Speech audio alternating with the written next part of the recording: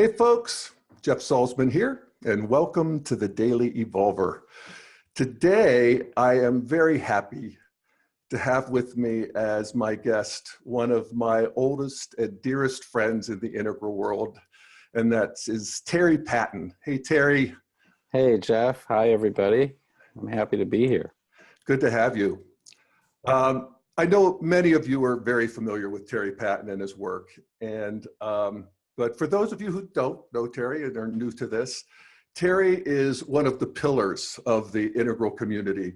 Terry will have a marble bust in the pantheon of the integral cathedral. You and I started working together 14 years ago, I realized, Terry. We were part of those original Integral Institute seminars, and we've done a couple dozen workshops and trainings and stuff since then together. And so we have been around the block. And Terry also hosts a very popular online series, Beyond Awakening, where he interviews cool people on all kinds of big questions. He's the founder of Bay Area Integral. And my dear brother.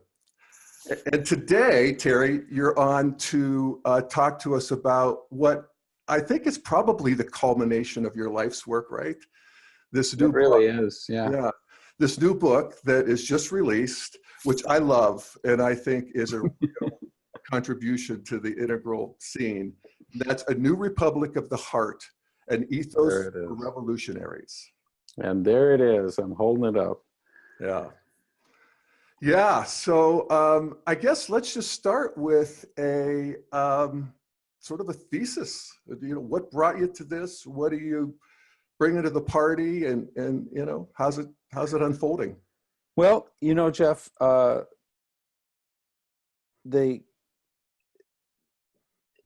a way, it's circular because once you're to some degree really awakened to an integral vision and an evolutionary understanding, everything is process and everything is connected to everything else. It's like a holographic structure to reality. So in some sense, this book is, it's where I began, but it's also where I was heading to all along.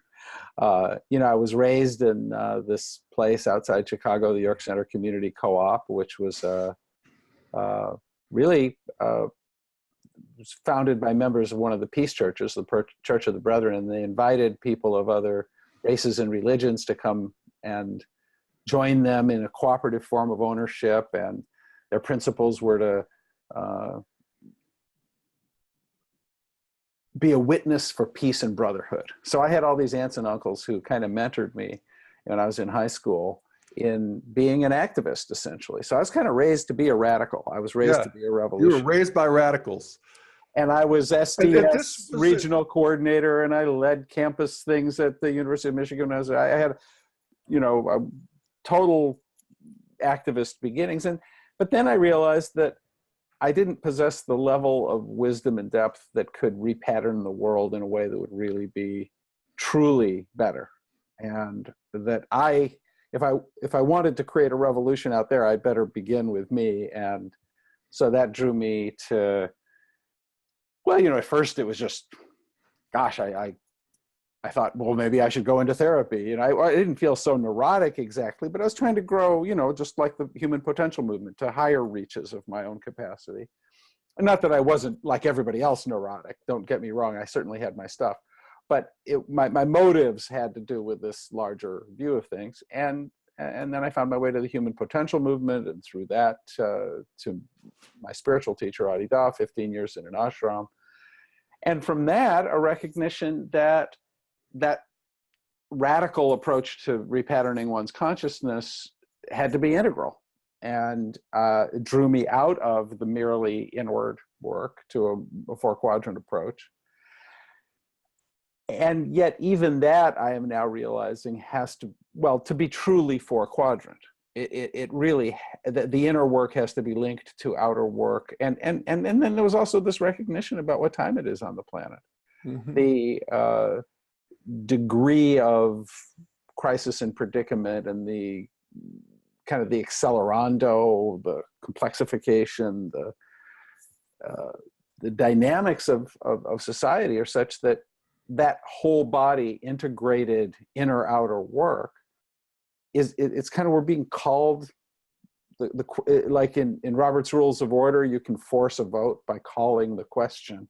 And it's as if the whole context of our, our ecological foundations is calling the question. Who are we when the chips are down? Yeah, and I love how I mean, it's truly integral, and it feels like you're, charting out new integral territory for us to inhabit and explore. And I love how you put it. I think I actually copied it down here. You say, many political activists become burnt out and embittered because they focus only on the outer work. Many spiritual practitioners become solipsistic and ineffectual because they focus on the inner work. And, we need a time of integration. Both are only doing half the work. And that feels exciting to me because it makes what I'm doing in the world more meaningful. I mean, just how I'm living my life and where I'm putting my energy. It just makes it more meaningful. Absolutely. For me, this book comes out of a series of insights that have deepened my being in apparently completely contradictory ways. Spiritual awakening draws me into a beginner's mind, a spacious freedom, an expanded heart that knows that what is could not possibly be a problem, and that I'm drawn into a kind of radical trust of existence. But paying attention to the circumstantial relative world, the source of that freedom is a transcendental one. You can be sitting in bliss on your cushion, but if a hurricane floods your communion hall, I'm sorry, the relative matters. You can't just take refuge in the absolute. And the moment that we're in is one in which, our best scientific modeling of our circumstance. We just received this, what was it, 1,500 high-level scientists, rejoined something from the 90s that was only, I think, 100 Nobel laureates and other illustrious top scientists, issuing a warning to humanity. The doomsday clock is 2 minutes to midnight. There are a variety of ways of looking at it, but particularly global warming is the one we all have in our sights. The implications of the actual measurements, they're tracking worse than the worst case projections of the IPCC, and the implications of that are disruptions of the human social world that have profound economic and political and social implications. And people are largely necessarily socially on a large scale in denial. We're all in denial because we're social creatures and we partake of a social surround, which is itself in denial. It's not something we can hope not to partake of. Right. A certain amount of this is in the drinking water. Well, okay, so this is a perfect example, and this is one that I know most people in the integral community are feeling and they're worked up over and they want to help. So here we have a new ethos for evolutionaries, revolutionaries, evolutionary activism. Give us some guidance. What do we do? Well, the biggest guidance I need to give you, oddly enough, is a shift in the ground of your being to living in the pressure of that not knowing altogether what to do and feeling stretched to do more. Because we have to inhabit that together and not just quickly imagine that we can relieve it. We can't take a look at this, clarify a certain strategy. Oh, I'm doing the best thing I could be doing, and just charge ahead and feel relieved of the pressure to consider it further. We actually have to live in the pressure. I use the metaphor of a Japanese Zen koan, We have to live in the pressure of an impossible question that is repatterning us, because actually all of our current solutions, even anything I can offer, is inherently to some degree partial. We're in the midst of a moment in which the future will be radically different than the past. Exactly how that will happen will include some wonders and some amazing positive disruption. It won't just be bad news. It'll be this interplay of these kind of black swan, you know, radically important, unpredictable events are going to make things way better than we could have imagined, way worse than we could have imagined, in an order we can't predict. And therefore, no conscious strategy is itself fully sufficient. However, we know a lot about what won't work and what can't work. And most people are devoted to approaches that are completely inadequate to the complexity of our moment. So what you can do, first of all, is to let the seriousness of our situation profoundly shift your mode of being, and be relieved of that by letting the inherently trustable, gorgeous, liberating implications of the good news also deepen. You know, we need to be deepened into sobriety, and then deepened beyond that sobriety into a kind of trust of being, and deeper yet again, and deeper yet again. Kind of, there's a titrating of our being that breaks us out of any fixed stance. Okay, and how do we do that? I mean, that's a practice of what? Of, I actually have a couple things from your book I could throw out, but yeah. You know, like, who are you not listening to?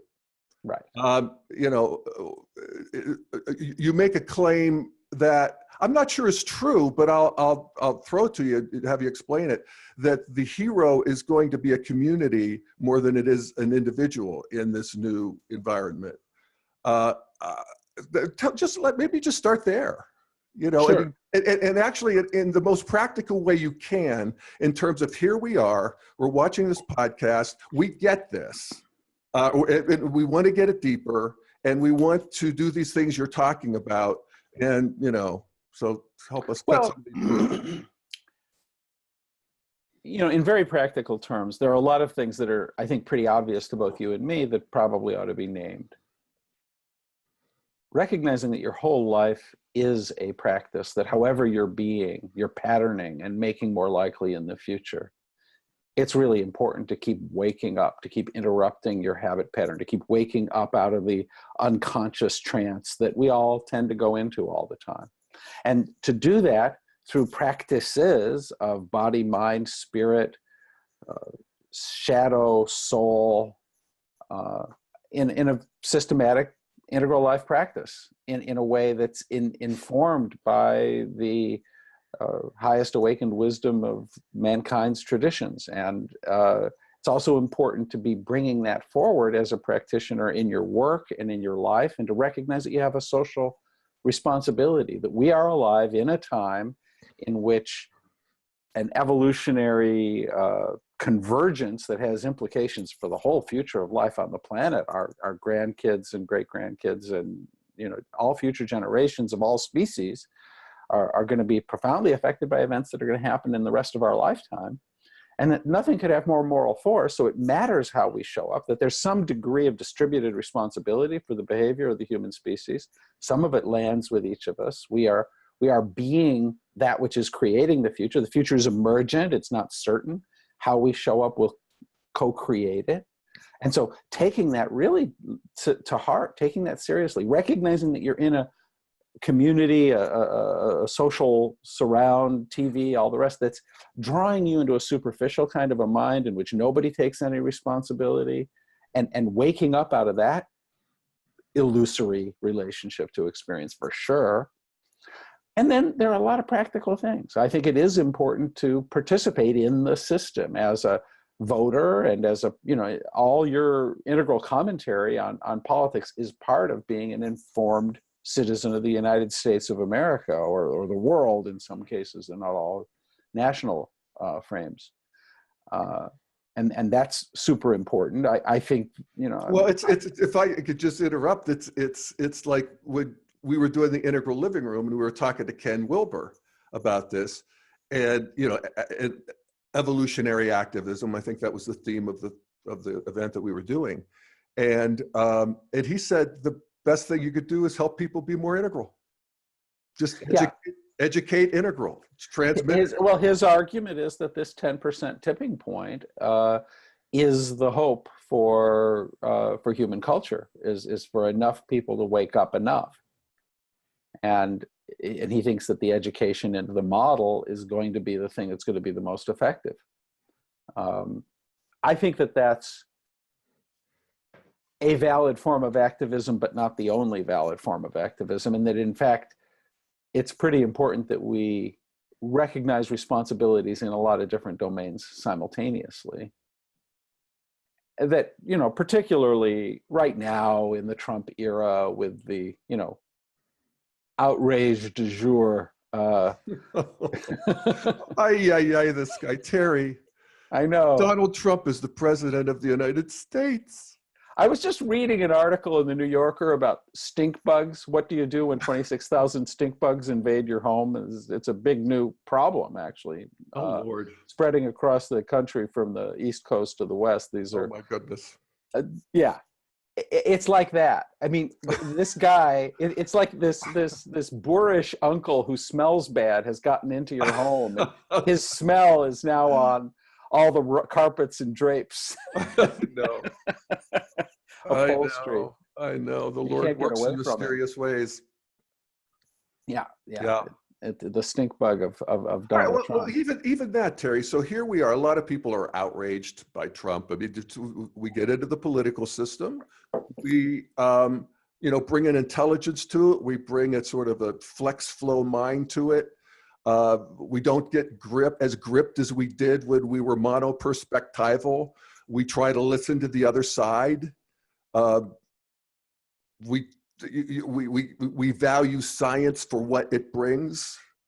You know, we have a world-centric view that thinks in terms of the whole planet and thinks in terms of multiple generations, and we want to integrate those. But again, this is all in the interiors. This is really important. And then I guess we just do what it is. I love how you told in your book how to be guided into what to actually do. And you made a distinction between following one's bliss and following one's heartbreak. Mm-hmm. Yeah. So tell us about that. There's a very well-known injunction from Joseph Campbell that one should follow one's bliss. And there's actually some profundity to that what really makes your heart sing and draws you is a guide to your own self-actualization and your soul's, real genius and special expression. And yet, in our circumstance, we're clearly in a world severely out of balance, and there are all kinds of pressing issues, racial, gender, social justice, inequality, but especially the environmental, ecological predicament that we're all in, the treatment of animals, factory farming, you name it, on and on. And people know that they have some responsibility to make a difference in the larger world, but what issue do I pick? What form of activism is appropriate? And in response to that, Andrew Harvey suggested one should follow one's heartbreak. Whatever really tugs at your heart and you feel yourself caring for, go to that. Do the thing that really moves you most deeply. And I think that that's true, but it also has to be the place where your unique contribution, where you bring something nobody else could bring, and where your genius, therefore, comes forward. So I suggest that we should follow our heartbreak and our genius. But then I add something else, which is that this isn't something that one can really we can't relate to any of these collective challenges, the ecological predicament, particularly, all by ourselves. You know, it's going to take coordinated responses by large groups of people. So I add the fact that we have to do it collectively. We have to do it in relation to others. So my line is, follow your heartbreak and your genius with your friends. Mm-hmm. And that really rounds it out. And for me, that is an expression of how to relate to the tug toward activism. And yet, I think that the ecological predicament is the thing that can unite us more than anything else, because everybody has that in common. You know, everybody's well-being. Well, certainly not the same worldview about it in common. We don't have the same worldview about it. Well, no. Right now, I think that there's a potential, though, for a coming together of everybody at a world-centric or higher value structure. Because Trump, I think, is creating a potentially unifying challenge. Right now, we have no coherence among people who are world-centric and higher. We have conspiracy theories, the post-truth, postmodernist environment. We have grievance politics. We have. I think that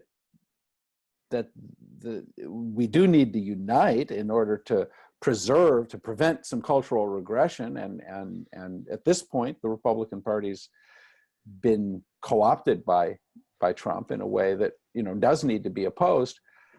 But I think that the issue that we can and need to unite around is the modern foundations of all the world-centric values structures. For that reason, although I totally disagree with Steven Pinker in the end, I disagree with Sam Harris in the end, that modern defense of the Enlightenment project, of science and of objectivity and of reason, is the thing around which we should and can unite. And I think that is the place where a line is being drawn in the sand. And it's going to be very important for postmodernists to get more radical than they are, and not simply oppose modernists, but get beyond that to the point where instead of getting mad, they get even by joining with modernists and helping draw the whole world-centric world ultimately to an integral orientation, far beyond the merely, you know, flatland orientation that. And that's your critique of Pinker and Harris. It is. That's why you would say that you disagree with Pinker in the end. Yes. Yeah, that's right. And explain that just a bit for our listeners. Sure. Well, many, you know, the people who are most powerfully creating the future right now, Elon Musk, Larry Page, Bill Gates, and the thinkers who surround them and with whom they're most aligned, are, chief of whom is Pinker. Yeah, at this moment, especially with his new book, Enlightenment Now, yeah. Right, you know, in front of us everywhere we look. The argument there is it's a materialistic view of existence. It's shorn of interiority and depth. It's as if all we are is material beings, frisky dirt in progress. Our thoughts are the byproduct of mechanical, biological processes. Everything is determined. That's one of Harris's big claims, is that there's no free will.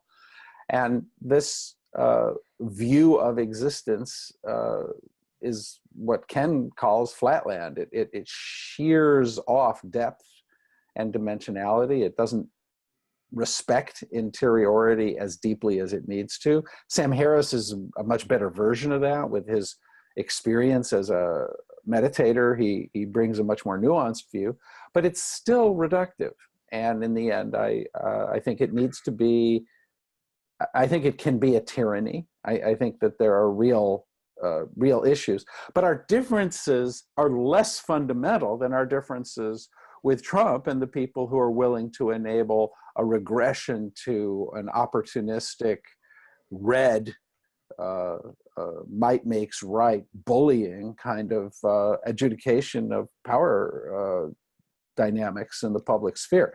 That has well, let me suggest one way we can do that, and that is to reframe that I don't agree with Pinker in the end. I mean, I don't either for the same reasons you say, but I bow to him in his use of science to demonstrate a story of progress and rehabilitate the idea of progress in a way that I think is going to be part of the orientation of this new activism that you're talking about. That we're actually riding an updraft of the unfoldment of goodness, truth, and beauty that is worth recognizing. Well, it is. And is not being recognized. Well, I think that the valorization of reason and science and the actual practice of journalism as opposed to the Fox News type of journalism and the decrying of real journalism as fake news by the president, this kind of blurring of the line, the use of postmodern relativism to justify opportunistic abandonment of responsibility to any kind of objective reality is the issue of our time. That's where I agree with you and Pinker and Sam Harris, and we're all on the same team relative to what's going to probably be the defining issue of this year, the 2018 election cycle. And in that, we need to unite, and it matters. And I think that every conscious practitioner has an obligation to participate. I identify a taxonomy of activism in the book: in the system, against the system, and around the system. And I think in the system activism is a moral responsibility in this time. Things are too close. There's too much damage being done by Trump and his allies. And we have to make a difference. The whole world will be affected by it. Only Americans have a vote. Only Americans can participate in the system in all the ways we can. It's important that we do. I mean, people in other countries can give donations to the ACLU or the Natural Resources Defense Council, and some of that money might affect politics in the United States. And I encourage people overseas to be doing that sort of thing. On the other hand, this kind of engagement, we're shoulder to shoulder in that understanding. And would you say there's something good coming out of Trump? Well, that's my whole point. I make that point in the book. I say, what is it that's beautiful about the ugly Mr. Trump? And I think the beautiful thing is that in retrospect, we may see that he created the crisis that required a new mobilization and engagement and civic involvement that became the basis for a cultural renewal that we will all have come to appreciate. And well, I think you also mentioned the pattern that is often cited about just how cultures polarize and then they have a new integration. That's right. And, historically that moving from polarization to new integration involved a war. At this stage of the game, my thesis is that we are center of gravity modern enough that we will merely have an intense culture war, which we are having. And Trump may be, how can you top that? I mean, why would you even want to? I think the Democrats ought to run Kanye West just to even think that. But otherwise, I can't see it getting any more extreme. So maybe, and also if you look at millennials, if you look at young people, you look at these Stoneman kids, they have a flexibility and capacity of mind that is giving me some heart in all of this and feels like it's part of what you're talking about. that Yes, you could join it. absolutely You is. can join at any age. Exactly. No, I think that there's actually a moment when we all ought to be more activist. I'm looking around to see how I can participate in the Never Again March on March 24th. I mean, Yeah. there are ways that there are times when uh, uh, just stepping back and seeing the picture in a bigger way is an abandonment of responsibility. And I think we're in one now where we're compelled to be active in a way we hadn't been before. But that's only one dimension of the message of this book. It doesn't reduce down to politics at all. It has to do with a shift in our way of being. And that's why the title of it, A New Republic of the Heart, it has to do with locating ourselves effectively in loyalty to a new stage of human evolution, which is like a new nation. We belong to the nation of that higher functioning, and that and a kind of others too who have an intuition of this possibility are our fellows, our brothers and sisters in that new possibility. And for us to recognize that they're counting on us, that our participation from that ground is I can't do this without you. I need you. Mm-hmm. Each of us needs all of the rest of us. And we have all kinds of habits of mind that, like practice, the way we first described integral life practice was like it was a solo affair. My body, my mind, my spirit, my shadow work, each of us doing our own separate project. But we're confronted right now with evolutionary imperatives that we all hold in common. We're being given an assignment by life that is not something we can respond to except together. And, and that's tough. As you and I have joked on other occasions, I love humanity, but people. Exactly, people. And we're going to have to really begin to deal with that at a different level. Our capacity to come together and be effective together is going to be important. We're going to have scientists of a different kind and quality. And I think that's actually true of the culture at large too. And I think it's happening in the way that a lot of people decry, and that is this, demonization of the other, and the all these arguments on this comment section and so forth. I see a fruitfulness to that. I see, that's part of the continued differentiation for one thing, but it also is a stage of development that exists until it becomes boring. And in that process, if you read these comments, so it's a good thing, because as repellent and dysfunctional as it might be seen from a certain perspective, it is effectively exhausting the perspective itself and becoming boring. And by doing its thing, it's making itself obsolete. Yeah. Yeah, in a way. It's not unlike 10-year-olds growing into 13, 14-year-olds. All of a sudden, it's just not so interesting to wrestle, or wrestling becomes interesting in a different way. Let's wrestle with the girls. Yeah, exactly. You wrestle with the girls, I'll stick with the guys. But either way, but there is something that is, first of all, exhausting. That's why we see younger people being bored by our boomer arguments, Yeah.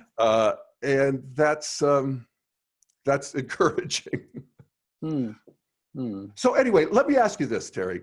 Is there somebody you would point to as an example of what you're talking about, or a group of people, or, somebody who's actually actualizing this in the ground? The Sangha, you mean the enlightened Sangha? Yes. I mean, I think there are individual, I've become much more appreciative of certain green activists that integralists don't usually spend time focusing on and appreciating. Joanna Macy is an amazing exemplar. I mean, her work and the quality of her presence is remarkable. She really deserves a second look by every integralist. And the kinds of I agree. communities that, you know, her unique contribution was grief work. So the people just dealing with their grief over the state of the world, it drops us out of a abstracted, disembodied kind of relationship. I mean, good God, the you know, projections of what's happening with climate change are so horrific. Big swaths of the earth becoming deserts and becoming uninhabitable for a good long period of time. I mean, hundreds of years. You know, stimulating huge refugee flows. The kinds of, it's so hard to be with that, and for her bridging people and deepening people into the contact with that is a really profound and good thing. Now, as integralists, we would say, yeah, but that's not the end point. Don't just hang out in that. Well, as one integralist on this side of the camera would say, that's not even necessarily going to happen. Uh-huh.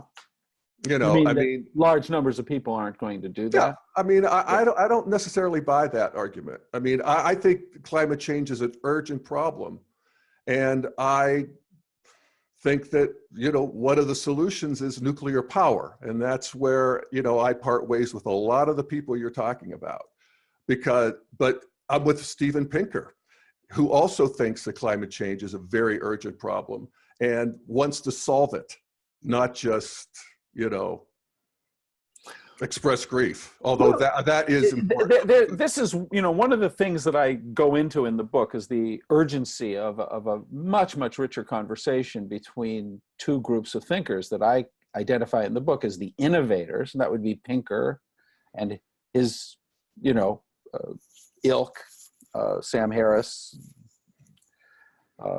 Elon Musk, and the ecologists, which would include Joanna Macy and Bill McKibben and a whole variety of others. And I think that it's important for all of us to be sitting with the fact that these are really profound questions. And in one moment, you might feel pretty persuaded about nuclear power, but I would want you to be curious to stay in conversation with the more sophisticated and deep objections to that. As a, you know, there are perspectives being offered by the ecologists that need to be paid attention to. Modernists would draw us into a transhumanist future, a future in which we continue to alter the balances and dynamics of the living earth in an ongoing unprecedented experiment that might have untoward consequences.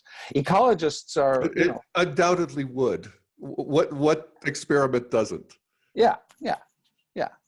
Well, advocating for a more precautionary disposition is a necessary ingredient in the consideration. I get that, Terry, and I actually have learned that from you, actually, and I appreciate it.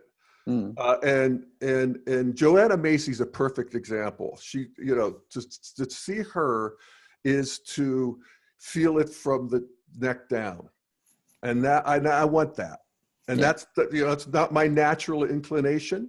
I have to do extra practice on that, and it also includes the head. You know, it includes, you know, including more of the playing field. Yeah, and you have helped me with that, so I appreciate that. Yeah. Well, you know, I make a very important point to integralists that actually I'd like to surface here, because a lot of integral thinkers, you know, are likely to be exposed to this conversation, which is that the integral project of having a single perspective that can integrate all of reality is, I think, you know, it's a worthy ambition, but we need to recognize that no matter how integral our perspective, it will always be both true and partial. The eagle can see, you know, incredible vistas, but it can't see under the trees. It can't smell what's going on the earth. There's all kinds of things it misses, no matter what we do. We only see some of reality. And therefore, it's very important for us to be, and I use this phrase in the book, in conversation with perspectives different from our own. And that's why I could never agree with Pinker as if his perspective was sufficient, especially when he's not deeply respectful of the orientations that Joanna Macy, for example, would bring forward. It definitely needs to be supplemented. And as integralists, wait just a second. I think that's part of the problem. I mean, can you just see that Pinker has a piece of the truth that is sparkling, important, neglected, and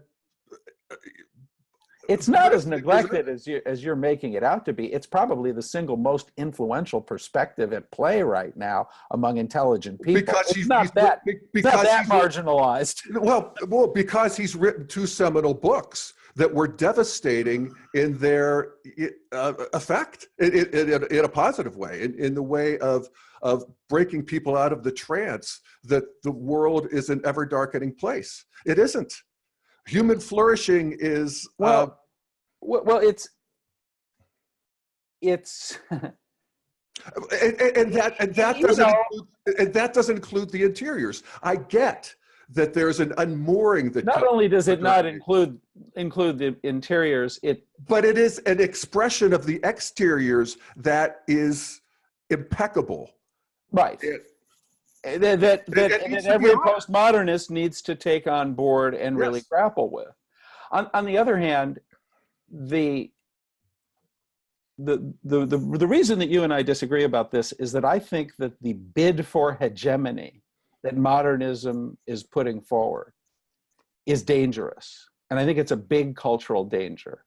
And piling into support for Pinker and Harris and the whole rational modernist bid for hegemony is ultimately a dangerous thing. Well, I think as Michael Murphy put it to me, that they want the final solution. They want to kill interiority and bury it forever. Well, we don't want that. Murphy believes that it's the issue of the day and that they are the most dangerous. Well, fair enough, but can we as integralists just make the distinction?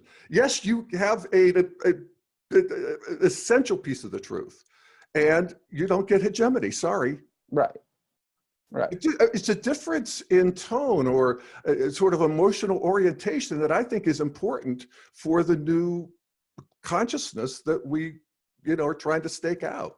Well, I mean, this is one of your points of brilliance, Jeff, is that in your very relaxed and welcoming mode of being, you're primarily appreciative of, in turn, Steven Pinker and Joanna Macy. And that's what you mainly want to say, is to express the appreciation. But Ken made his reputation originally by emphasizing the critical dimension of the integral view sees not only how every perspective is true, but how every perspective is partial. And so for us to lean in and point out all the limitations of Pinker and the modernists is a necessary function too at certain moments in time, especially when that bid for hegemony has most weight and where some of the countervailing perspectives need to be surfaced. Fair enough. Particularly in a time when, we have the biggest flood in human history in Houston last year and the worst wildfires in American history in California, all hitting us at once. This meta-narrative of the postmodernists that we've overrun Earth's carrying capacity, that we're involved in an unraveling of human civilization based on the hubris of modernity, that can't be excluded from the discussion. It really needs to be presenced, and there's a whole lot of evidence behind that is powerful, and that thesis has as much coherence and evidence behind it as Pinker's does. They both need to coexist in our disposition. We need to be with these apparently contradictory truths in conversation with both. Yes. Yeah. Yes. Yeah. Finally, I win you over. Wait, I thought I won. Terry and I have been having this conversation for a long, long old time, but I always learn. Well, that's because you were raised by Trump voters, and I was raised exactly. It's so true. By socialists. Exactly. It's so true.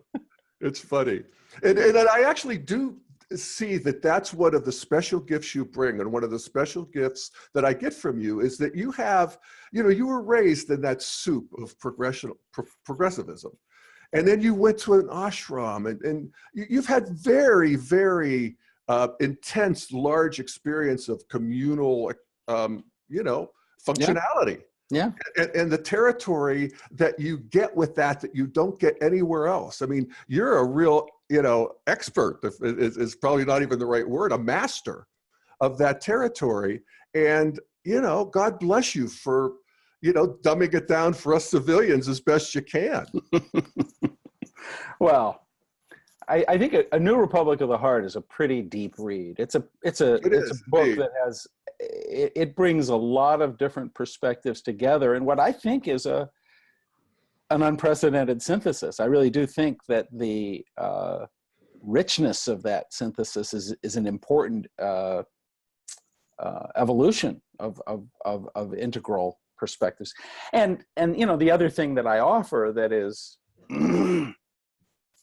well, again, in this dialogue in which which you're holding up Pinker and I'm holding up the healthy green, contradictory truths. Yeah, right on.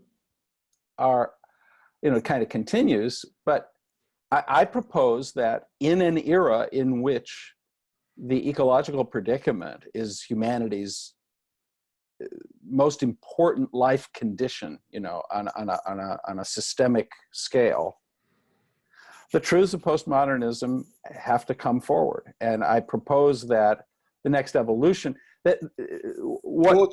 theoretically, the integral view has to include the best of the postmodern vision. Of course, but initially, the integral view had to distinguish itself from postmodernism. So we had the allergies and the extreme critiques of green, which are all valid and important, and we culturally aligned a bit more with modernists, because at least modernists were rational and they weren't involved in all these, the anti-modern allergies of postmodernism we particularly wanted to critique and not stand with. But I think that the next phase of the integral movement is going to be one that re-embraces the enduring truths of postmodernism, particularly in relationship to the living earth as the substrate of all human thriving. No question about it. It's the first stage where we see it and feel it. And exactly. Of course, we have to take it online. And so I think that the deep analysis of what's called deep ecology has this inherent validity, that there is no human thriving outside of a thriving living earth, and we can't just overcome it with a transhuman.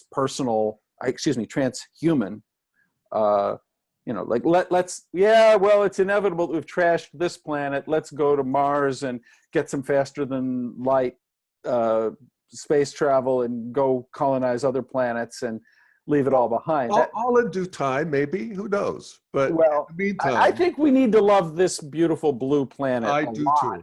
In the meantime, I do too. And act like it's all we got. Let's I think so too. Let's take it as a possibility that it might be all we got, and really love her in every way we can. And I don't think the modernists are as good at that in some important ways as they could be. Absolutely true. Absolutely. That's why I call it radical integral ecology. That the next stage of the integral synthesis is a radical integral ecology that integrates all the truths of deep ecology, but then isn't limited by them. It needs to be integral.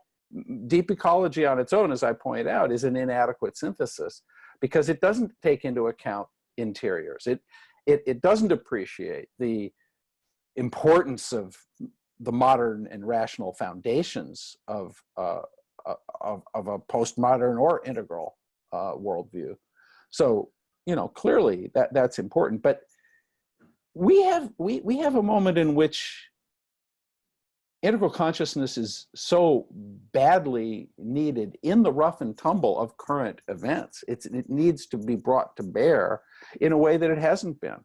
And for us to all become engaged, and for us to recognize that the future is an emergent that we're co-creating, and we have a responsibility to create the kind of future we have a responsibility to all, to the future, to a thriving future, that is so important. Hallelujah. And it's not,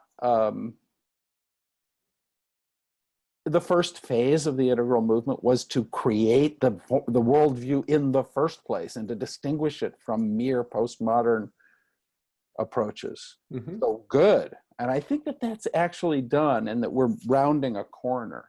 Mm-hmm. And I hope my book helps people recognize that that this evolution of consciousness and culture is in our hands, and it's dynamic and alive, and that it can rejoin. We don't just have to promote the creation of the Integral Project. The Integral Project can now begin to be an effective voice and liberating influence on what's a somewhat more mainstream, stream of. Well, it's almost like, Terry, you were the impetus behind Integral Life Practice, co-author, beautiful book about this individual integral practice. It's almost like this book is more of that too, but also a collective integral practice. And that's why I really do encourage any, serious integralist or somebody who's interested in this to read it, because it really does map out this new territory in a new way that felt really transmissive to me, Terry. And I really appreciate it and recommend it. Why don't you hold it up again? Yeah. No, I really hope people will take this book home, read it, read every word of it. I think I've got something to say that's worthwhile, and I hope you'll take it to heart. I agree. A New Republic of the Heart, an Ethos for Revolutionaries by Terry Patten. Well, Terry, thank you so much, my friend. Thank you so much, my friend. I love wrestling with you. I know. We get to wrestle. It's such good fun. It is. More to come. All right. And thanks everybody for listening. See you next time.